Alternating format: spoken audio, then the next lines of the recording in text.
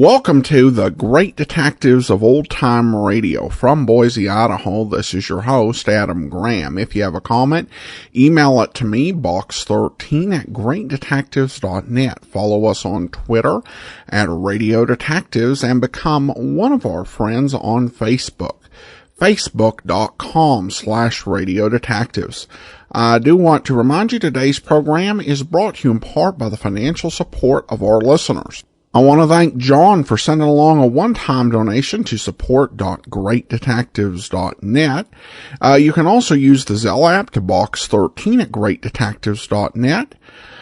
Or by mail to Adam Graham, P.O. Box 15913, Boise, Idaho 83715. You can also become one of our ongoing Patreon supporters for as little as $2 per month. And I want to thank Jan, who's become our latest Patreon supporter at the Shamus level of $4 or more per month. Thanks so much for your support, Jan. And now it's time for today's episode of Rocky Jordan. The original air date on this one is August the 20th of 1950, and the title is The Man from Damascus. Now we bring you a world of adventure with Rocky Jordan.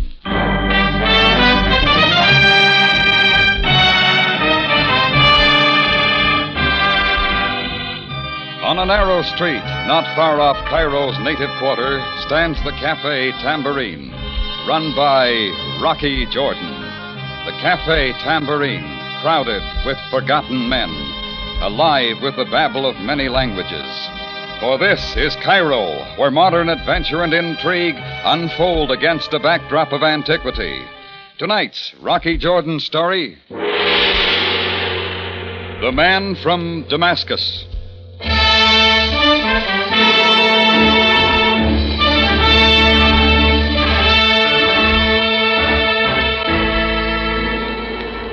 Damascus, capital of Syria. Population 300,000 or so. They say it's the oldest city in the world that people still live in. Well, I wouldn't know, but I do know there's a street in Damascus named the street called Straight. And I also know I once met a man from Damascus, but he was as twisted as they come. Go back to a hot Wednesday afternoon. Chris was at the bar serving up some arak, and I was standing at the front of the cafe looking out into the Cairo streets. That's when an old man dressed in a boy's postal uniform and riding a bicycle stopped in front of the tambourine. When he came in, he was carrying a wet envelope in his hand. Mr. Jordan. Yeah, it's me, Sonny. I have for the Mr. Jordan one special delivery letter. Would the Mr. Jordan sign his name on this line? Mr. Jordan would. I thank the Mr. Jordan. Ah, here, Pop. Buy yourself an ice cube. Oh, Mutoshakir Effendi. It was a white envelope with some dirty finger smudges and a Cairo postmark. There was no return address. I looked at it for a moment, then tore it open. The first thing I saw, flat and crisp, was a pack of Egyptian pound notes, and I did a quick tabulation. 1,000 Egyptian pounds, 2,500 American dollars. The clip to the money was a short note. Partial payment for services to be rendered, 1,000 pounds. I'm waiting for you at 16 Sharia El Nazar. 7 o'clock this evening will be fine. And it was signed, The Man from Damascus. Well, I don't take easily to somebody's bidding. If someone wants to see me, he comes to me. So I put the money in the safe, but figured that wasn't the end of The Man from Damascus. Exactly 7 o'clock that evening, I knew I had figured right. Rocky? Huh? What is it, Chris? Fella to see you. Where? He's in your office. I tried to stop him. Oh, that's all right, Chris. I'm sort of expecting him. He's a mean-looking guy. You want me to come with you? No, I'll handle it. Take over the till, huh? Sure, Rock.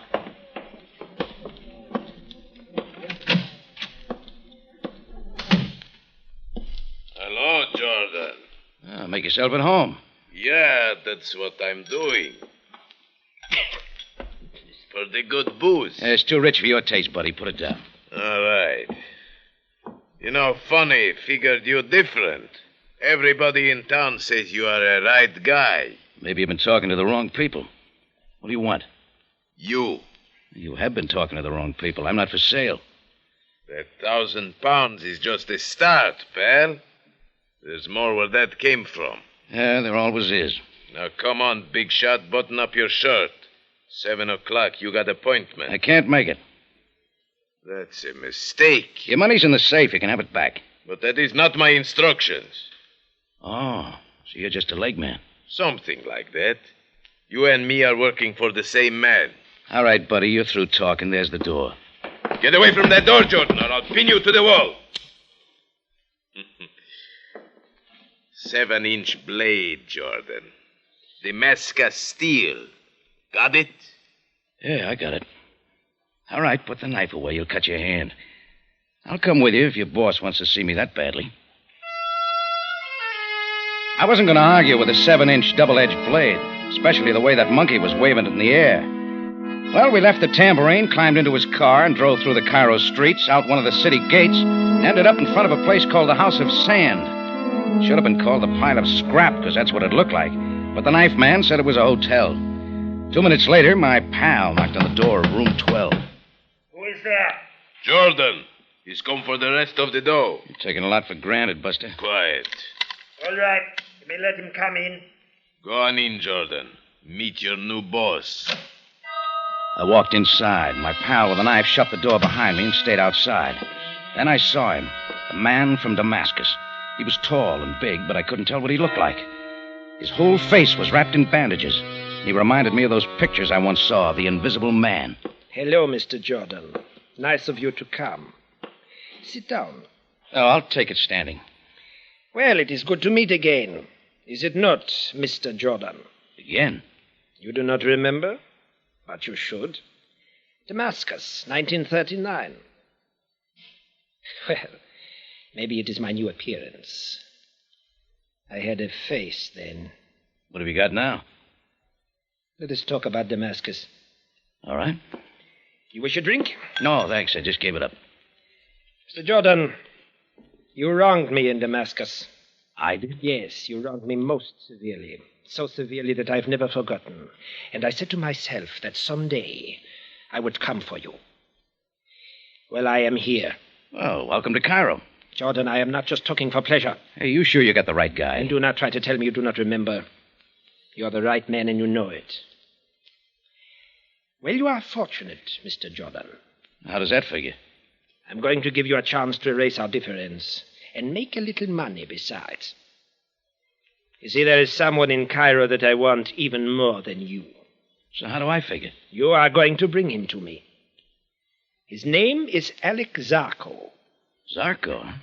It's a pretty big order. I know, but I think you can do it. The police have had a dragnet out for 2 weeks trying to track him down. And I want to get him before they do. I think you can bring him to me. You know Cairo better than any man I know of. You know where a man like Zarko would hide and how to get to him. Sorry, friend, you got the wrong guy. Jordan, listen to me. I would find him myself if I could. I just do not know Cairo. And I cannot go wandering around like this. I'm giving you a chance to square a dirty deal and make a little money on the side. I will double that £1,000 and call off our little difference. What do you got against Zarko? He took something from me. What? My face. Oh. I want to find him, Jordan. I must. You do not know what it is to feel that you can never walk the streets again without a covering on the thing you once called a face. Well, what about it, Mr. Jordan? No deal. You got a private beef with Zarko. Keep it that way. Yeah, here's your £1,000 back. Buy yourself another boy. I walked out of the House of Sand. The knife man was gone. I found a taxi and headed back for the tambourine. Alec Zarko. Yeah, an all-around no-good guy. The Egyptian police wanted him on an attempted assassination and espionage work with an assorted killing or two thrown in. The police had all the roads covered, the trains and the flights out of the city. They figured they had him bottled up pretty well and it was just a matter of time before they bundled him. Well, back at the tambourine, I drew myself a beer, found a back table, and did some thinking about the man in the bandages in the city of Damascus. What's up, Rock? Huh? Oh, nothing, Chris, just thinking. Say, do you ever hear me talk about Damascus? Damascus? Yeah. I spent 9 months there working for an oil company. No, I don't remember you saying anything about it. Why? Oh, nothing. Just trying to bring back a little memory. Drop it, doesn't matter. Sure, Rock. I'll get back to the... Excuse me, gentlemen. You are Mr. Jordan? Yeah, that's right. May I talk with you, please? It will take but a moment. Oh, all right, Chris. I'll talk to you later. Sure, Rocky. Sit down. Thank you, Mr. Jordan. I did not wish to trouble you, but I found that I had no other course. My name is Sandra, and I am from Damascus in Syria. You're traveling, and Cairo's on the grand tour. This is not a trip for pleasure. I am looking for someone. If his name is Alex Zarco, you get lots of company. No, his name is not Alex Zarco. It is Paul Marr. And he is my husband. Paul Marr. I don't know anyone by that name. You may not know him by his name, Mr. Jordan. But I am positive that you have met him. How do you figure that? Paul said he had some business in Cairo. He left Damascus 4 days ago with a man whose name I do not know. But he was the same man who left the tambourine with you earlier tonight. It is my belief that he took you to see Paul. Oh, I get it. I tried, but I was not able to follow you through the streets of Cairo. So I have waited outside your cafe until you returned. I must see Paul. Would you take me to him? Nope. Oh. Would you tell me then where he is? Mr. Jordan, Paul's business, as he calls it, is trouble. Some terrible sort of trouble, I know. Well, you're right there. He's a fine man, Mr. Jordan. A wonderful man. But things have not gone well since his face. He is in trouble, and I've got to help him. Look, he's got a revenge on, lady, with a guy named Zarco and me. There's nothing fine about that. Revenge? Paul? Oh, no, it must be something else. He's not that kind of a man. You don't know him very well. Well, it is true. We have not been married for long. Uh-huh. Well, look, why don't you just go back to Damascus and forget it, huh? You're in for trouble here. Something's going to happen. Where is Paul, Mr. Jordan? A place called the House of Sand. Out of the city, through the gate of the Bar El Nazar. The taxi will take you there. Thank you, Mr. Jordan. I shall not forget the help you have given me.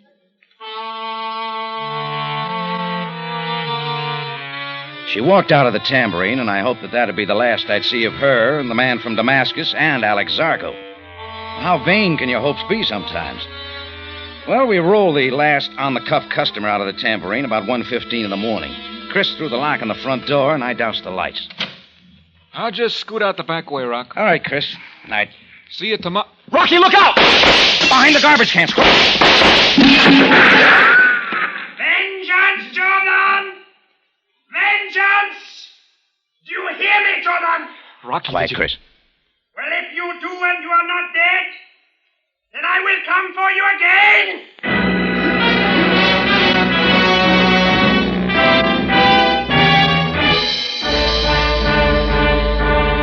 You're listening to The Man from Damascus, tonight's adventure with Rocky Jordan.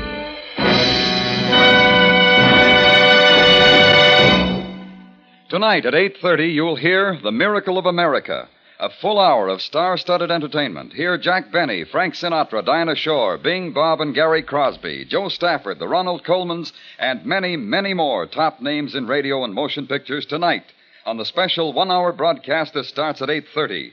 The Miracle of America.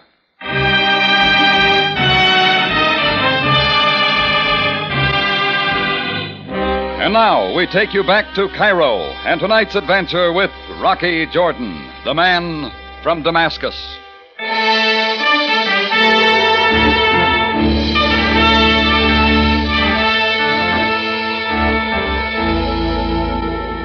Well, after the man from Damascus threw those slugs at me, I took out after him, chasing him through the darkened streets. But it's easy to lose someone in the winding Cairo streets, and that's just what I did. I got back to the Cafe Tambourine about 45 minutes later, and Chris wasn't there alone. Captain Sam Sabaya, Cairo police, was there, too, waiting for me. Well, Jordan, so you've returned. Oh, hi, Sam. What brings you here this time of night? I phoned him, Rock. I told him. I thought you... All right, Chris. See you tomorrow. Sure. Good night, Captain. Good night, good night. Well, Jordan, I am waiting. Huh? Waiting for what, Sam? For you to tell me what this is all about. Well, you've nothing to say. Jordan, the man who shot at you from the alley called out vengeance. This much Chris told me. Therefore, I can assume that this man is after you for some hurt he believes you have inflicted upon him. Yeah, it's pretty close. What is this that you have done to him, Jordan? Beats me, Sam. Jordan, how can you expect me to believe... I tell you, I don't know. Then I shall let that pass. Jordan, who is this man who shot at you? I'm afraid that's my business. I'll just handle it my own way. Jordan, Now, stop worrying about it. You got your hands full with Alex Zarco. Fear not. We will capture Alex Zarco. Tell me, has Zarco something to do with this shooting? If you mean, did he throw those slugs at me? No. I meant exactly what I said. Does Zarco have anything to do with the shooting? Maybe. Jordan, you are most exasperating. Just a little trick I picked up in my travels. Very well, I cannot force you to speak. However, I wish to warn you that if someone else is injured, some innocent party drawn into this private conflict of yours, I shall hold you responsible. Thanks, Sam. That's swell of you. No one will get hurt, except maybe that friend of mine. For your sake, I hope you are right. I would not wish to use my office, Jordan, to have you expelled from Cairo.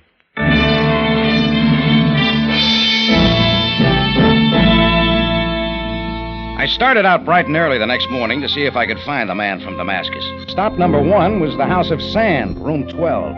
I pounded on the door. No answer. I rattled the doorknob, and the door came open. I went in, and I could see why no one had bothered to throw the lock. The room was empty. Paul Marr, the man from Damascus, had done a quick checkout.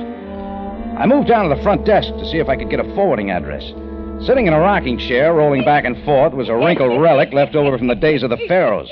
A chortling sound was coming from her throat, and then I saw why. She was reading a U.S. comic book called The Phantom Menace. Hey, lady, you got a customer. Young man, you are observing an old lady being devoured by pleasure. Well, I'm certainly glad you're having fun, but could you give me a minute? The Phantom Menace has captured Brick Braun, thrust him in wire, and is dipping him head first into a barrel of pickled brine 100 times. I am being consumed with joy. Well, if you can grab hold of yourself for a minute, you can earn a £1 note. Oh. My laughter has suddenly left me. Oh, good. Look, I'm trying to get a forwarding address on number 12. That would be a short, fat man with a bald spot. A seller of fly paper. Oh, that'd be a big man with bandages on his face. A seller of death. Death comes higher than fly paper. Could you make it £2? I could. Alas, now that I find a fortune at my fingertips, I cannot claim it. What does that mean? I do not know where your friend is gone. And indeed, you're not the only one seeking him. A young lady came this morning. She said she was his wife. Where'd she go? I gave her room 10. She said she would wait to see if her husband returned. If you wish to see her, I can call her. No. What time did number 12 leave? 6 this morning. How? By taxi. I called one. Do you know the driver? Do I know him? A terrible descendant of the evil dog. Look, he's got a name. Holly Amar. Residence 303, Sharia Shaman. Worth £2 just to mention his name. Here, keep it. And thanks. Go back to your reading. I shall once again bathe in ecstasy. And she did. I left her sitting there wetting the pages and looked up Holly Amar. It cost me £2 more to open him up. Then all he could say was that he left Mar off at an all-night dive called the Harem. So that was my next stop. A couple of 100 pounds of fat was pushing a wet rag over the counter in slow motion. A red-headed Englishman, deep in his cups, was throwing darts at a picture of a dame short of clothes. But what I was looking at was a guy at the end of the bar tilling a bottle of beer. It was the knife man who had first taken me to see Paul Marr. I moved his way. He saw me and lit out for the back door. I took out after him fast. He took me through the backyard, over a fence, across an empty lot. And I put a stop to the marathon with a flying tackle. Rolled into a mud hole. He reached for his knife, but I need him, and the fight started to go out of him. All right. Where is he? Who? Come on, you know who. That Damascus friend of yours, Paul Marr. How do you know his name? It doesn't matter. What I want now is his address. Do not worry, Jordan. He will come to you. Yeah, well, I can't wait. Now give. My throat. Your name. The address? I cannot tell. We'll try a face full of mud, then. Come on. All right. I tell. 1042 Sharia Fakar. A small hotel by the name of Little Nile. Okay. I'm going to put you on ice at the tambourine. Chris will take care of you till I have a chance to talk to your boss alone.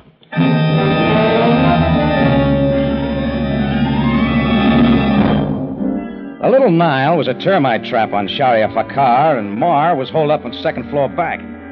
I stood in front of his door a few moments later, listening, trying to catch any sounds from inside. I didn't hear a thing. I tried the doorknob easily. The door was locked, so I took a deep breath and kicked it in. First thing I saw in the darkened room was the figure sitting in a chair across the room facing the door. The second thing I saw were the bandages around his face, so I knew it was Paul Marr. The third thing I saw was the Italian-made gun in his hand, pointing toward me. What has kept you so long, Jordan? Sorry, I didn't know you were waiting. I would not advance toward me any more steps, Jordan. It is wise. Well, you have come. I had assumed that if I did not kill you last night, you would come to me. That saved me parading my conspicuous appearance through the Cairo streets. So you have found me. But unfortunately, I have the gun. You're not going to kill me here, Mar. Sophia knows you're after me. You'll never get out of the city with those bandages. You may be right, Jordan. Perhaps I will not kill you. My original proposition still holds. Bring Alexaco to me, and our little difference shall be forgotten. Oh, I've forgotten it already. Jordan, I want Zarko. I want him more than I want you or anything else. Bring him to me. Sandra's in town. Sandra? Your wife. She's in Cairo looking for you. She's at the House of Sand right now, waiting for you to come back. No. I saw her. She came to me to ask about you. You know, she thinks a lot of you. She doesn't believe you're the kind of a guy who could kill me or Zarko, regardless of what he did to your face. Stop it, Jordan. Do not unnerve me. And do not attempt to change the subject. I want Zarko even more than you. I will let you go if you will help me. Here. I shall show you my good faith by throwing my gun into the corner. That was a mistake, Mar. You know I can't help you. I told you once already, and it still goes. I'm not butting into any private feud. But I am, Jordan. Well, you get around, don't you? I knew you well enough, Jordan, to realize that you would not allow someone to shoot at you and then forget it. So when you would not tell me who had done it, I knew, too, that if I followed you long enough, you would lead me to him. You always do. Look, Sam, this is a private thing between Ma and myself. I have told you once, Jordan, violence is not a private matter. I will not allow killing if I can help it. And I will not allow you, Jordan, or Mr. Ma to interfere with the police capture of Alex Zarko. Then you haven't got him yet. No, but I shall have him in time. Mr. Ma shall not. Mr. Ma, you will please remove the bandages from your face. What? I said that you will please remove your bandages. You better do it. Sam's not kidding. Very well. Very well, then I shall remove my bandages. I shall step into the light, gentlemen, so that you may see all. So that you may see what was once a face. I watched Paul Marr unwind the bandages, uncovering first what once was a chin, then the battered skin around the cheeks, the nose, over the forehead. Then I noticed his stare, a peculiar, hard kind of stare. Then I saw where it came from. A left eye that couldn't blink. There, gentlemen. There you have it. Now you can see why I feel as I do about Alex Zarko. I'm most sorry I had to subject you to this, Mr. Marr, but I still cannot allow a personal revenge to interfere with my execution of the law. It is customary in Cairo in affairs of this nature to use the following procedure. There is a train leaving Cairo for Alexandria in 1 hour and 5 minutes. You will please be on the train. Sam. And you, Jordan, shall remain in my custody until Mr. Marr has left the city. And what about Alex Zarko? He is and shall remain my problem. You have then 1 hour, Mr. Marr. I will meet you at the Cairo station to make certain you have boarded the train. Now you may put the bandages back on your face.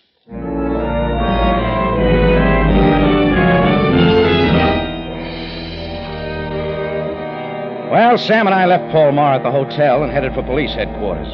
We didn't talk much about Paul. There wasn't anything to say. I was still trying to figure out in my mind what I could possibly have done to him in Damascus, but nothing came. Seeing him, or what was left of him, stirred no memory. At headquarters, Sam had a few things to do, and so did I. I put in a call to the House of Sand and asked for Sandra Marr. Yes, this is Sandra Marr. Mrs. Marr, this is Rocky Jordan. Who? Oh, how did you know I was here? Never mind that. There's something I want to tell you. About Paul? Yes, sort of. Throw your clothes in a suitcase and go back to Damascus. Oh, I thought you had some good news for me. I thought you understood. I will go no place without Paul. Well, you're not going to find him in Cairo. The police are moving him out. The police? But what have the police to do with Paul? Well, Paul will tell you that if he wants to. Now, go on. You've got a better chance of seeing him again in Damascus. But, Mr. Jordan... And see if you can keep him out of trouble, huh? Good luck. Well, that was that. All that remained was to see Paul Marr climb on the train for Alexandria and hope he could straighten himself out. Hope, too, that he and his wife Sandra would get together. Well, a little while later, I drove to the train station with Sam still in police custody. There weren't many people there on the holiday afternoon, but standing near the end of the platform was the man we were looking for, Paul Marr. Sam and I walked up to him, and he glared at us through the slits in his wrapping. Well, Mr. Marr, you will be leaving Cairo in a few moments. If after a year has passed, you wish to return to our city, write me a letter explaining your reasons, and I shall see what can be done to make Cairo available to you once more. Marr nodded and climbed on the train and headed out of the city. Sam and I turned and started back to his car. That's when it hit me. I took off in double time. Sergeant, where are you going? For a train ride. I think you better come along. I chased down the platform and caught the train. Out of the corner of my eye, I could see Sam climb onto the train farther down the line. And I started through the cars, going from one to another, looking for the man in bandages. I traveled through 4 cars before I finally spotted him. When he saw me, I guess he figured what I had in my mind because he took off fast going the other way. But I kept right after him. The train had picked up speed, lurching us from side to side. Going around a bend, the momentum pinned him momentarily against his seat, and I was on him. His fist started working, and so did mine. We had ourselves a fine little fight there, rolling around the floor of the moving train. Sam Savaya caught up with us and pulled a gun. Stop it! Jordan, you will please explain the meaning of this. Sure. Glad to, Sam. Have him take off his bandages. Take off it, but I do not understand. Have him take off the bandages, and I think you will. Very well. You will please remove the bandages, Mr. Marr. Take them off, buddy. I'll take them off for you. Yeah, that's the stuff. Now, just a little more. Let Sam see who you really are. Well, there you are, Sam. Not Paul Marr at all. But the guy you've been looking for weeks. The guy who's been trying to escape your dragnet and get out of the city. Sam, meet Alex Zarko. Well, the whole thing came apart at the seams. It was all an elaborate plan of Zarko's. The police had him trapped in the city, and he needed a way out. So he got his knife man to dig up Paul Marr in Damascus and bring him to town. Then he had Marr, all wrapped up in bandages, create a fuss, like his revenge against me, which was strictly a phony. Nothing too serious, just enough to get himself run out of Cairo. Then Zarko takes his place, wraps himself in the bandages, and starts to leave, almost with a police escort. Would have worked fine, except for one thing. Marr's disfigured face and his left eye that couldn't blink. Zarko couldn't control his. Standing on the platform of the train station, he blinked his eye once. And that was once too often. Well, all that remained was Paul Marr, his face, and Sandra. And later, in Sabaya's office, we got to talking about that. Jordan, where do you suppose Paul Marr is now? The House of Sand. I told him Sandra was there waiting for him. You realize, of course, that I must send some men to apprehend him. Yeah. Why do you suppose he allowed himself to aid Alex Zarko? Put yourself in his place. A face like his and a lot of desperation. He was working a business deal, getting money any way he could, figuring he'd use the dough on a plastic surgery job that'd make him look like a human being again. Yes, quite so. You understand Marr will have a jail sentence to serve for aiding a criminal. Mm-hmm. And it may be possible for me to confiscate the money Zarko gave him. Sure, if you worked on it, you could possibly take the dough from him. That is, if you don't forget that he's got it. Jordan, are you suggesting that I deliberately allow myself to forget that a financial arrangement existed between Marr and Zarko? Could be, Sam. Jordan, I have always suspected you are an unscrupulous man. Sure I am. Remember the time I tried to sell that Monte Carlo swindler a half interest in the tombs of Memlooks? Remember? No, I guess I have forgotten. Well, perhaps I'm getting old. My memory is not what it used to be. Thanks, Sam. See you soon.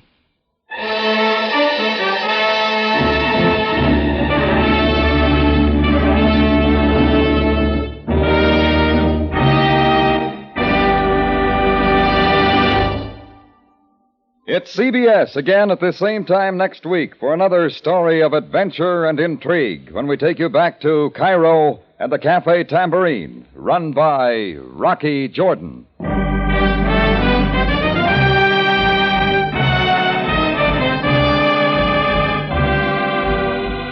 Rocky Jordan, starring Jack Moyles in the title role with Jay Novello as Sam Sabaya, is produced and directed by Cliff Howell, with original music composed and conducted by Richard Arant. Tonight's story by Adrian Jandot and Larry Roman. Larry Thor speaking. This is CBS, the Columbia Broadcasting System.